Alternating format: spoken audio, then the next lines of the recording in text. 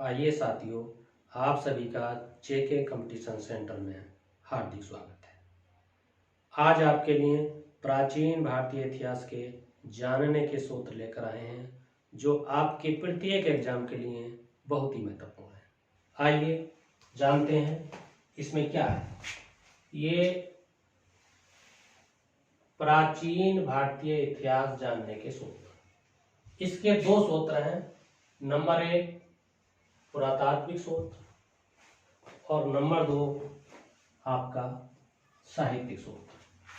पुरातात्विक सूत्र में अभिलेख है, अभिलेख एवं स्मारक है, फिर सिक्के हैं, मूर्तियां हैं, चित्रकला है, मोहरे हैं, और साहित्यिक सूत्र में भारतीय साहित्य और विदेशी साहित्य है। इसमें आपको अभिलेख में ये क्या है, अभिलेख के बारे में जैसे कि हाथी गुफा का अभिलेख, जैसे हाथी गुफा अभिलेख, और यह आपके भीतरी जो अभिलेख है उसके बारे में बताया गया है। हाथी गुफा अभिलेख में क्या बताया गया है, शासन की जो घटनाएं हैं उसके बारे में बताया गया है, और हाथी गुफा अभिलेख में जीवन की जो घटनाएं हैं उसके बारे में बताया गया है।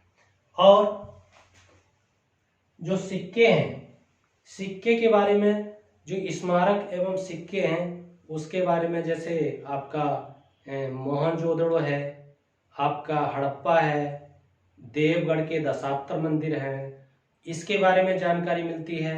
हड़प्पा जो सभ्यता है वो 8000 पुरानी सभ्यता है, इसके बारे में जानकारी मिलती है। अजंता की गुफाएं हैं उसके बारे में जानकारी मिलती है।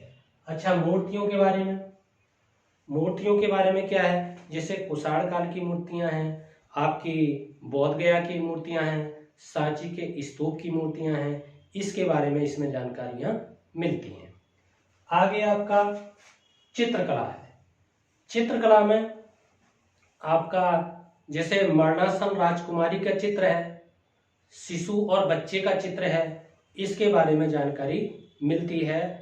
यदि हम इस तरीके से इसे देखते हैं, समझते हैं, तो पूरी तरीके से किसी भी एग्जाम में कोई भी कंपटीशन हो, हर एक कंपटीशन में आपके सफल होने की संभावना ज्यादा बढ़ जाएगी। आगे देखते हैं मोहरे।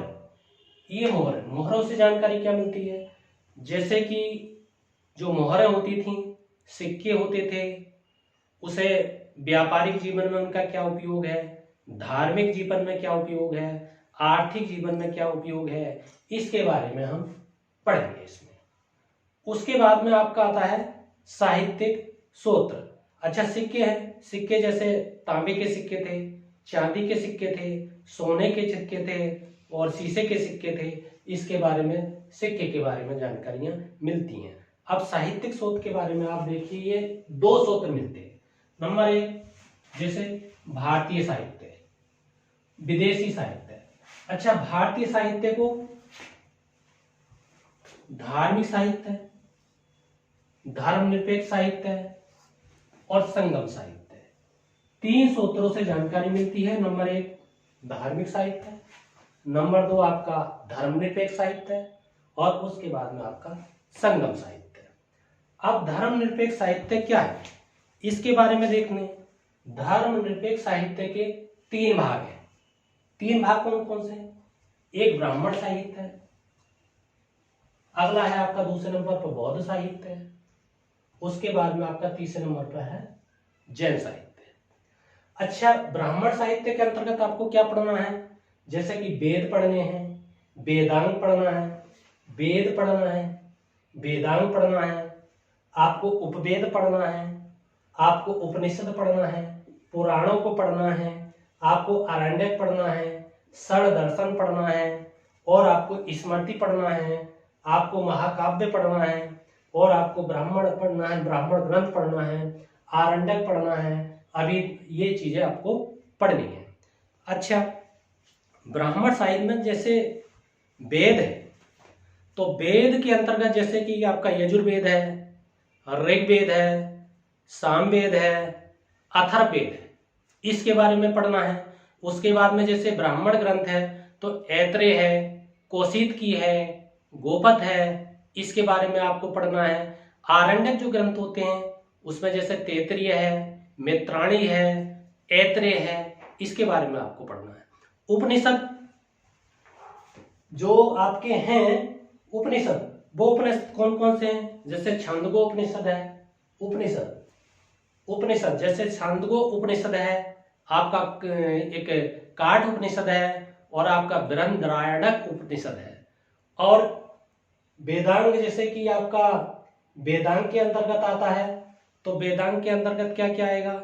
जैसे कि आपका शिक्षा है, कल्प है, व्याकरण है, इस तरीके की बातें उसमें आपको पढ़नी है।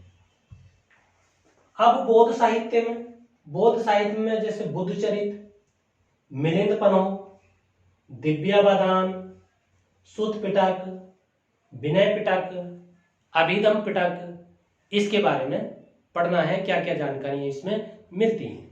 उसके बाद में जैन साहित्य के अंदर जैसे कल्प सूत्र है, आपका भगवती सूत्र है, आपका भद्रबाहु चरित्र है, परिशिष्ट बर्बन है, इसके बारे में पढ़ना है। आगे आपका धर्मनिरपेक्ष साहित्य है। धर्मनिरपेक्ष साहित्य के आपको क्या पढ़ना है? इसके अंदर कालिदास को पढ़ना है। कालिदास का जैसे अभिज्ञान शकुंतलम है, रघुवंश है, मेघदूत है, बाण भट्ट पढ़ना है, बाण भट्ट की हस्तचरित को पढ़ना है, कादम्बरी को पढ़ना है, और आपको विशाखा दत्त की मुद्रा राक्षस को पढ़ना है, कौटिल्य के अर्थशास्त्र को पढ़ना है, पाणिनि के अष्टाध्याय को पढ़ना है, और कल्हण के राजतरंगिणी को पढ़ना है, क्योंकि यहाँ से बहुत ही बड़ी मात्रा में प्रश्न बार बार पूछे जाते हैं।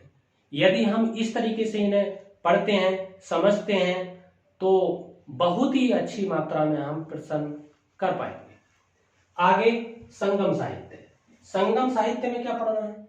जीवक चिंतामणि को पढ़ना है, जीवक चिंतामणि को पढ़ना है, मणि मेखले को पढ़ना है, शिल्पादि क्रम को पढ़ना है। ये साहित्य हैं, उस संगम साहित्य हैं जिसके बारे में प्राचीन भारत के इतिहास को जानने का जो है बहुत ही अच्छा सूत्र है।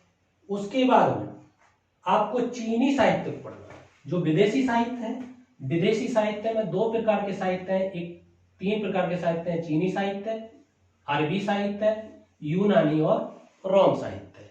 अच्छा, चीनी साहित्य जो है उसमें फाहियान के बारे में पढ़ना है, आपको हेनसांग के बारे में पढ़ना है, इत्सिंग के बारे में पढ़ना है, और अरबी साहित्य में आपको इब्न बतूता के बारे में पढ़ना है, अल मसूदी के बारे में पढ़ना है, और अल सुलेमान को पढ़ना है।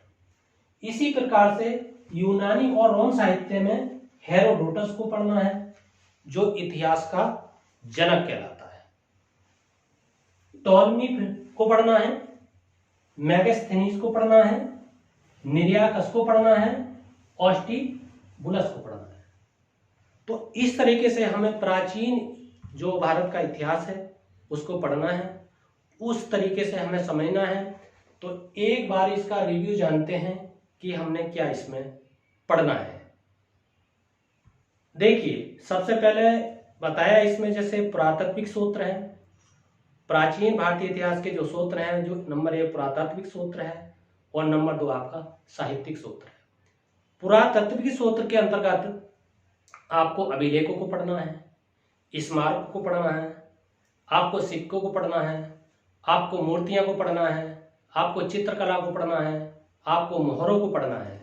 और अभिलेख के अंतर्गत आपको क्या, जैसे प्रयाग स्तंभ अभिलेख है, आपको प्रयाग स्तंभ अभिलेख है, या आपका जो समुद्रगुप्त का है और उसका जो विषय है उसके विजय एवं नीतियों का उल्लेख है उसमें, इसको समझना है।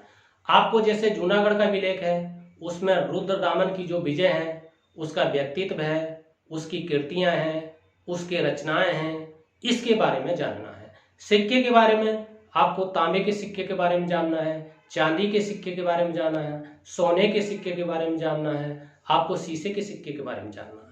मूर्तियां, जो मूर्तियां हैं उसमें हमने ये जाना अभी कि कुषाण काल की जो मूर्तियां हैं उसके बारे में जानना है, बौद्ध गया की जो मूर्तियां हैं उसके बारे में जानना है, सांची का जो स्तूप है उसके बारे में जानना है। चित्रकला में जो माता है, पिता है, माता और शिशु जो है उसके चित्र के बारे में जानना है, मरणासन राजकुमारी की स्थिति क्या है उसके बारे में उसमें बताया गया है, मोहरें जो हैं, जो सिक्के हैं, उसका व्यापारिक जीवन में क्या उपयोग था, धार्मिक जीवन में क्या उपयोग था, आर्थिक जीवन में क्या उपयोग था, इसके बारे में हमें जानना है, तभी हम प्राचीन भारत के इतिहास को अच्छी तरीके से समझ पाएंगे। आगे जैसे साहित्यिक सूत्र है दूसरे नंबर पे, उसमें भारतीय साहित्य है और विदेशी साहित्य है। भारतीय जो साहित्य है वो अभी आपको बताया कि उसमें 3 भाग हैं, जैसे आपका धार्मिक साहित्य है और आपका धर्मनिरपेक्ष साहित्य है, आपका संगम साहित्य है। धर्मनिरपेक्ष साहित्य के बारे में आपको ब्राह्मण साहित्य के बारे में जानना है। ब्राह्मण साहित्य में जैसे कि आपका वेद है, वेद के 4 प्रकार हैं, जैसे आपका ऋग्वेद है, यजुर्वेद है, अथर्ववेद है, सामवेद है, इसके बारे में जानना है। ब्राह्मण ग्रंथ है तो उसके बारे में जैसे ऐत्रेय ब्राह्मण ग्रंथ क्या है, कौशिकी के ब्राह्मण ग्रंथ में क्या उल्लेख है, गोपद ब्राह्मण ग्रंथ में क्या उल्लेख है, इसके बारे में जानना है। आरण्यक जो है उसमें जैसे तैत्तिरीय है, मित्राणेय है, ऐत्रेय है, इस प्रकार के आरण्यक हैं, उसके बारे में जानना है। उपनिषद जैसे कि आपको छांदोग्य उपनिषद है, काठ उपनिषद है, बृहद उरुंडायक उपनिषद है, वेदांग के बारे में जानना है, जैसे शिक्षा है, आपका कल्प है, व्याकरण है, निरुक्त है और आपका जैसे छंद है, ज्योतिष है, इस बारे में। जैसे उपवेद है आपके, तो उपवेद में जैसे आयुर्वेद है, धनुर्वेद है, इस तरीके के उपवेद के बारे में भी जानना है। और आपका षड्दर्शन, जो षड्दर्शन होता है जैसे योग है, सांख्य है, न्याय है और आपका वैशेषिक है, पूर्व मीमांसा है, उत्तर मीमांसा है, इसके बारे में भी जानना है। और महाकाव्य के बारे में भी जानना है, जैसे कि आपका रामायण है, महाभारत है, पुराणों के बारे में भी इसे पढ़ना है, जैसे कि विष्णु पुराण है, भगवत पुराण है, शिव पुराण है, गरुड़ पुराण है। स्मृतियां जैसे मनु स्मृतियां हैं, नारद स्मृतियां हैं, याज्ञवल्क्य के स्मृतियां हैं, तो ये ब्राह्मण साहित्य के अंतर्गत आता है। बौद्ध साहित्य के अंतर्गत जैसे सुत्त पिटक है, विनय पिटक है, अभिधम पिटक है, बुद्ध चरित है, दिव्यावदान है या मिलिंद पनो है, इसके बारे में जानना है। जैन साहित्य के बारे में अभी मैंने जैसे इसे पीछे बताया आपको, जैसे कल्प सूत्र है, भगवती सूत्र है, भद्रबाहु चरित्र है, परिशिष्ट बर्बन है, इसके बारे में जानना है।